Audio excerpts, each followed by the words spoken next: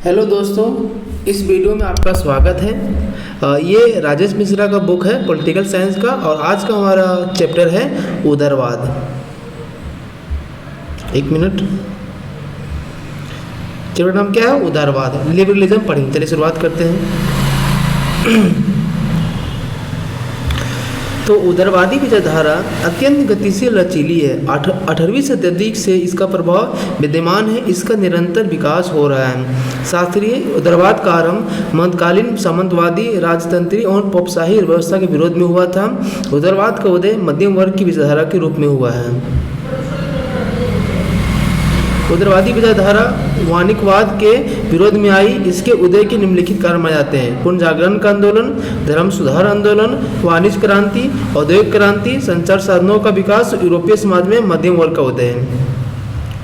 परिभाषा: हेकर के अनुसार उदारवाद राजनीति के शब्दकोश में एक प्रचलित शब्दावली है, परंतु एक साहसी व्यक्ति इसकी स्पष्ट सुनिश्चित परिभाषा करने का प्रयास करेगा।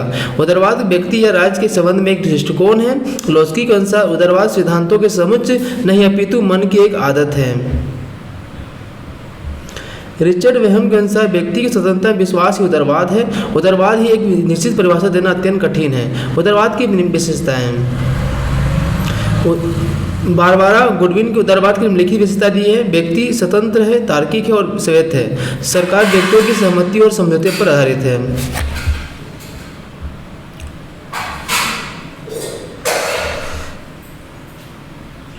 संवैधानिक विधि का शासन, चयन की स्वतंत्रता जिसमें सरकार का चयन भी सम्मिलित है, अवसर की समानता, सामाजिक न्याय और सहिष्णुता। शास्त्रीय उदारवाद का विकास मूलतः यूरोप और इंग्लैंड में हुआ। उदारवाद का दार्शनिक आधार होब्स और विचारों में विद्यमान है। होब्स के अनुसार प्रत्येक व्यक्ति विवेकशील और तार्किक है, अपने हितों की पूर्ति के लिए प्रयत्नशील होता है। परंतु होब्स को उदारवादी नहीं माना जाता है, क्योंकि होब्स ने पूर्ण सत्तावादी राज्य का समर्थन किया। उदारवादी विचारधारा के जनक जॉन लॉक है। उन्होंने पूर्ण सत्तावादी राज्य का खंडन करते हुए सीमित और संवैधानिक शासन का समर्थन किया है। सामाजिक रूप से उदारवाद धर्मनिरपेक्षता, प्रथाओं, परंपराओं, पुरानी संस्थाओं को नकारता है। तर्क विवेक के अनुसार सामाजिक धार्मिक व्यवस्था की जांच करता है। आर्थिक रूप से उदारवाद मानवानों को उत्पादन, विनिमय तथा वितरण करने में, कोई व्यवसाय और व्यापार करने में अपनी संपत्ति रखने और बेचने की स्वतंत्रता देता है, अर्थात राज्य आर्थिक क्षेत्र में न्यूनतम हस्तक्षेप करेगा। राजनीतिक रूप में उदारवाद व्यक्तियों की पृथक्करण, शक्ति संतुलन, निष्पक्ष चुनाव, उत्तरदायी शासन, सार्वभौम वैश्विक मताधिकार, प्रेस, न्यायपालिका की स्वतंत्रता, अल्पसंख्यकों के अधिकारों की रक्षा के लिए संबंधित है। राज्य की प्रकृति: लोक ने संसदीय सरकार का समर्थन करते हुए कहा कि संसद के द्वारा करारोपण का निर्वहन होना चाहिए। लोक ने अहस्तित्ववादी राज्य का समर्थन किया, जिसका अभिप्राय अग्रलिखित है। पितृसत्ता का भाव, समझौते का स्वतंत्रता: लोक ने स्वतंत्रता को महत्व देते हुए कहा कि राज्य एक आवश्यक बुराई है। उसने नकारात्मक पुलिस या प्रहरी राज्य का समर्थन किया है। उसने प्रकृति अधिकारों की संकल्पनाओं के प्रतिपादन के द्वारा संवैधानिक शासन का समर्थन किया है। शास्त्रीय उदारवादी व्यक्ति और राज्य के संबंध में व्यक्ति को ज़्यादा महत्व देते हैं। इसके अनुसार समाज राज्य की कृत्रिम संस्था है, जिसका निर्माण व्यक्तियों ने अपने हितों के लिए किया है। बेंथम ने तो यहाँ तक कहा है कि समाज व्यक्तियों का युग मात्र है, अतः व्यक्तियों के पृथक समाज से कोई अस्तित्व नहीं होता है। इसलिए शास्त्रीय उदारवादी समाज में अनुवादी प्रतीत होता है। अहस्तित्ववाद: शास्त्रीय उदारवादियों ने राज्य और आर्थिक गतिविधियों का मध्य अलगाव किया है। इसके अनुसार राज्य का हस्तक्षेप आर्थिक गतिविधियों में होना चाहिए। आर्थिक गतिविधियों का नियंत्रण बाजार के आधार पर होगा, जिसे एडम स्मिथ ने आदर्श हाथ की संज्ञा दी। इसके अनुसार सभी व्यक्तियों को खुला छोड़ देने से समूचे समाज का भला हो जाएगा। एडम स्मिथ की प्रसिद्ध रचना the wealth of the nation 1776, Thomas Robert Malthus ने an essay on the principle of the population 1798 में नामक रचना किया है। शास्त्रीय उदारवाद और उपयुक्तवाद: बेंथम ने उदारवाद को उपयुक्तवाद के माध्यम से आगे बढ़ाया है। बेंथम के अनुसार प्रत्येक व्यक्ति का मूल उद्देश्य ज़्यादा सुख अर्जित करना है, इसलिए वही शासन प्रणाली राज्य सरकार की बेहतर है जिसमें लोगों को अधिक से अधिक सुख प्रदान किया जाए। बेंथम ने उदारवाद की व्याख्या नए आधारों पर की है। इसलिए सेवानी ने बेंथम को अमूल दार्शनिक कहा है, क्योंकि उन्होंने प्राकृतिक अधिकारों को मान्यता का खंडन करते हुए व्यक्तिवादी विचारों बनाए रखा है।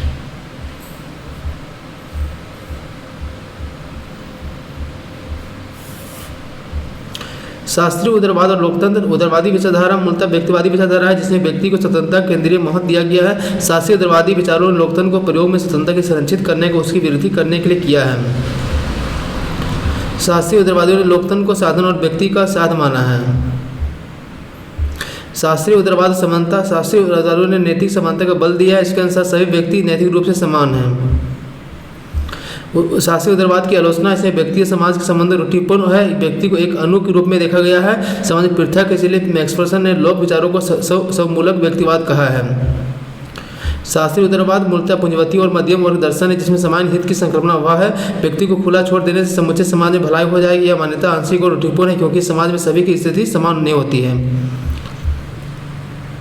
सकारात्मक उदारवाद, कल्याणकारी राज्य। संशोधनात्मक उदारवादी, नैनी स्टेट, सामाजिक उदारवाद, आधुनिक उदारवाद एक ही संकल्पना का नाम है और इस शास्त्रीय उदारवाद में संशोधन प्रस्तुत किया गया है। सेवेन के अनुसार शास्त्रीय उदारवादी विचारधारा संशोधन J.S. मिल, स्पेंसर और T.H. गिरी ने किया है। स्पेंसर शास्त्रीय उदारवादी विचारधारा को संशोधन का कहे धुर व्यक्तिवादी हो गए। उन्होंने यहाँ तक कि भी अपंग व्यक्तियों के मरने से ही समाज का भलाई है। मिल और ग्रीन ने शास्त्रीय उदारवाद को कल्याणकारी राज्य के रूप में परिवर्तित किया है। जेस मिल द्वारा प्रतिवादी संशोधन। जेस मिल द्वारा पहले उदारवादी विचारक है जिन्होंने व्यक्ति और राज्य के मध्य समाज नामक तीसरे महत्वपूर्ण तत्व की खोज की है।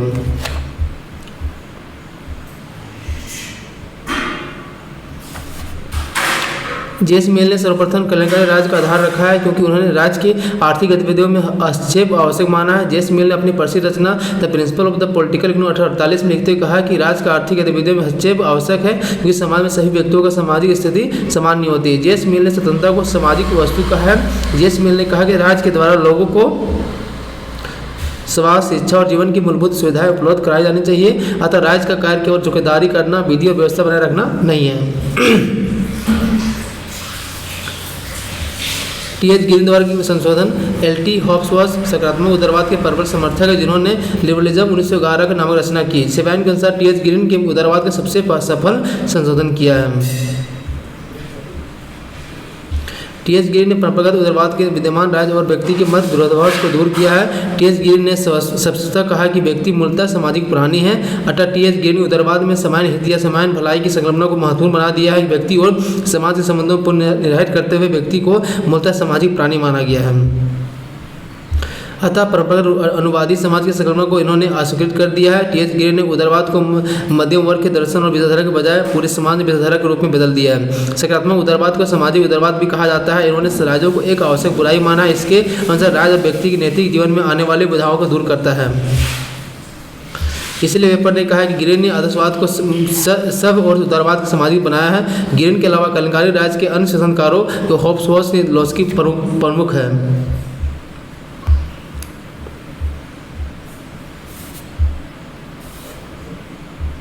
लॉस्की द्वारा उदारवाद में संशोधन। लॉस्की ने उदारवाद के राजनीतिक स्वरूप और समाजवाद का आर्थिक स्वरूप को मिलाने का प्रयास किया है तथा कल्याणकारी उदारवाद के पक्ष में तर्क दिया है। लॉस्की ने व्यक्ति के आर्थिक अधिकारों को बल दिया है। सकारात्मक उदारवाद का आर्थिक उदाहरण अल्फ्रेड मार्शल ने the future of the working class 1874 में रचना की है। सकारात्मक उदारवाद के आर्थिक आधार पर निर्माण जॉन मैनॉट किस और गैलब्रेथ ने किया है। इन्होंने राज्य और बाजार के मध्य संबंधों को परिवर्तित किया है। इन्होंने राज्य के द्वारा अर्थव्यवस्था के हस्तक्षेप को अर्थव्यवस्था और समाज दोनों के लिए महत्वपूर्ण माना है। जॉन मैनॉट किन्स ने अपनी प्रसिद्ध रचना the general theory of the employment, interest and money 1936 में कहा कि राज्य के सक्रिय हस्तक्षेप के द्वारा अर्थव्यवस्था को मंदी शिकार होने से बचाया जा सकता है। कल्याणकारी राज्य की व्यवहारिक प्रयोग। अमेरिकी राष्ट्रपति रूजवेल्ट ने नया समझौता कार्यक्रम द न्यू डील प्रोग्राम 33-38 लागू किया है। द न्यू डील प्रोग्राम के तहत राज्य द्वारा लोक कल्याण हेतु सामाजिक खर्चों में बढ़ोतरी की गई। इंग्लैंड में बेवरीज रिपोर्ट 1942 में कल्याणकारी राज्य के सब समर्थन किया और द्वितीय विश्व युद्ध में पश्चात कल्याणकारी राज्य का व्यवहारिक प्रयोग भी किया गया, जिसके मूल कारण लिखित थे। उन्हें उदारवादी देशों में सार्वभौमिक वैश्विक मताधिकार लागू करना, श्रमिकों को मतदान के लिए अधिकार प्राप्ति, आर्थिक संकट, साम्यवाद का बढ़ता प्रभाव। 1942 में बेवरीज रिपोर्ट को कल्याणकारी राज्य का मूल आधार माना। इस रिपोर्ट के अनुसार ब्रिटिश समाज की मूल समस्या निम्नलिखित भी अभाव, अज्ञानता, आलस, गंदगी, बीमारी। ब्रिटेन 1945 में लेबर पार्टी ने क्लेमेंट इटली के नेतृत्व में कल्याणकारी राज्य का व्यवहारिक प्रयोग किया।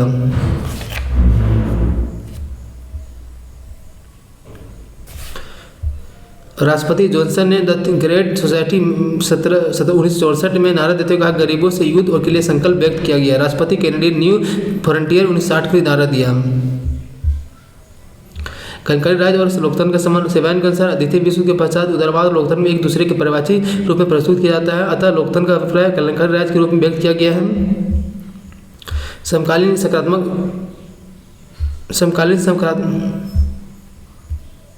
उदारवादी विचारक समकालीन विचारकों ने जॉन डार्किन ने कलंकारी राज के संक्रमण को प्रभावी समर्थन किया। इन लोगों ने अनुसार एक न्यायपूर्ण समाज में राज का सामाजिक और आर्थिक वस्तुओं का वितरण करना सहायक है। कलंकारी राज के द्वारा संपत्ति केंद्रीकरण को रोका जा सकता है।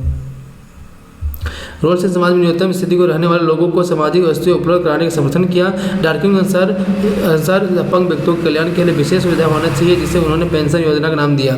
अमर सेन ने कलंकारी राज का समर्थन करते हुए राज का कार्य लोगों की क्षमताओं की वृद्धि और उनकी मानवीय विकास करना है। कलंकारी राज की आलोचना एफएम हेक ने प्रसिद्ध रचना द सर्फडम 1944 में समाजवाद राज की नियंत्रित अर्थव्यवस्था और कलंकारी राज की कड़ी आलोचना की। उन्होंने लॉर्ड एक्टन और टॉकविले की रचना देते दोहराते कहा कि समाजवाद आशय दास्ता का मार्ग है। कलंकारी राज की भूमिका व्यक्ति के जीवन पर राज का पूर्ण नियंत्रण साबित हो गया है। परिणाम स्वरूप व्यक्ति को स्वायत्तता स्वतंत्रता हल में हास हुआ है। राज की गतिविधि अकुशल हुई और अर्थव्यवस्था खस्तापल हो गई है। फांसीवादी जनाजीवादी व्यवस्था में भी समय की कलंकारी रहा है और समाजवादी देशों ने समय को कलंकारी माना है, जिसके व्यक्ति के सतत और सब संकट प्रकट होने लगता है। ब्रिटेन की अर्थव्यवस्था व्यवहारिक रूप से संकटग्रस्त प्रतीत होने लगी है। परिणाम स्वरूप 1979 में ब्रिटिश प्रधानमंत्री मार्गरेट थैचर ने कलंकारी राज और संक्रमण को परित्याग करते हुए आर्थिक उदारवाद को अपनाया है और अमेरिकी राष्ट्रपति रीगन ने बाजारवादी नीतियों का समर्थन किया। इसलिए नव उदारवादी व्यक्तियों को रीगनवाद और थैचरवाद के नाम से जाना जाता है।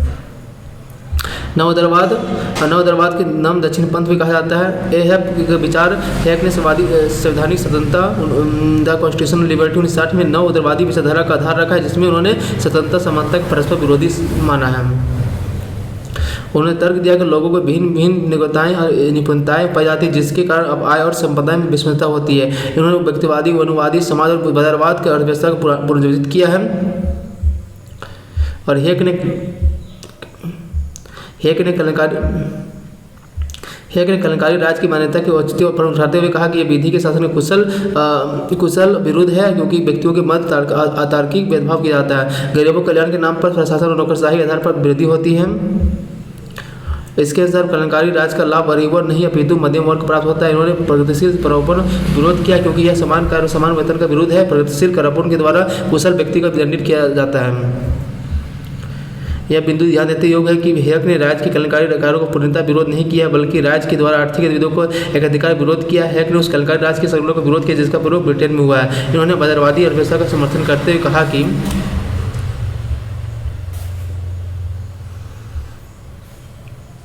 राज्य द्वारा अभावग्रस्त लोगों को कुछ सुविधाएं उपलब्ध कराई जाएगी। इन्होंने सब कहा कि अन्याय और दुर्भावपूर्ण में अंतर हो रहा है। उन्होंने कहा कि गरीब लोग दुरुपयोग के शिकार है, अन्याय के नहीं। हैक के अनुसार सर्वधिकवाद और कलंकारी राज के एक ही सिक्के दो पहलू, इसलिए कलंकारी राज में मार्ग सर्वाधिकवाद की ओर अग्रसर होता है। इन्होंने बाजारवादी अर्थव्यवस्था के सबसे कुशल और सक्षम माना है। फ्रीडमैन के विचार नव उदारवादियों की मान्यता को फ्रीडमैन आगे बढ़ाया। इसके अनुसार पूंजीवादी आर्थिक प्रणाली स्वतंत्रता में सहसंबंध पाया जाता है।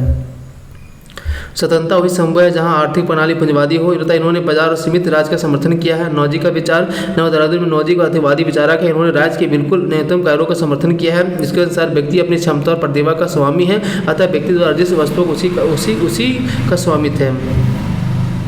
इन्होंने मूलतः अनुवादी समाज को स्वीकार करते हुए कि समाज का अस्तित्व व्यक्तियों की पृथक नहीं होता है। इन्होंने यहाँ तक भी कहा कि राज का कार्य केवल पुलिस की सुरक्षा के लिए होना चाहिए, इसलिए उन्होंने न्यूनतम करारोपण का समर्थन किया है। नव उदारवाद और व्यवहारिक स्थिति पूर्वी यूरोपीय साम्यवादी व्यवस्था में विघटन और वर्ष 1990 के भव्य संघ ने विघटन के पश्चात फ्रांसीसी फुकुयमा ने प्रसिद्ध रचना the end of the history the last man 1992 में कहा कि उदारवादी विचारधाराओं को संघर्ष से जीत लिया है। उदारवादी लोकतंत्र ही विश्व के समस्त उपलब्ध सर्वोत्तम और एकमात्र विकल्प है, जिसके अनुसार उदारवाद फांसीवाद